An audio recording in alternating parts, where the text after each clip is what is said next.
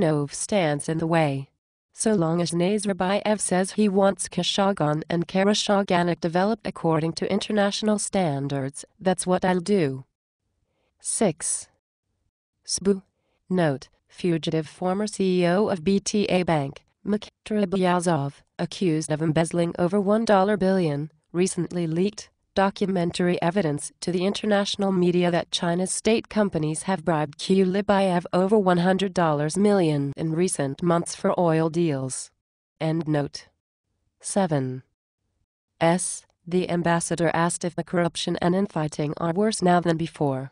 Idenov paused, thought, and then replied, "No, not really. It's business as usual." Idenov brushed off a question if the current maneuverings are part of a succession struggle. Of course not. It's too early for that. As it's always been, it's about big money. Capitalism, you call it market economy, means huge money. Listen, almost everyone at the top is confused. They were confused by their Soviet mentality. They were confused by the corrupt excesses of capitalism. If Goldman Sachs executives can make $50 million a year and then run America's economy in Washington, what's so different about what we do? They ask.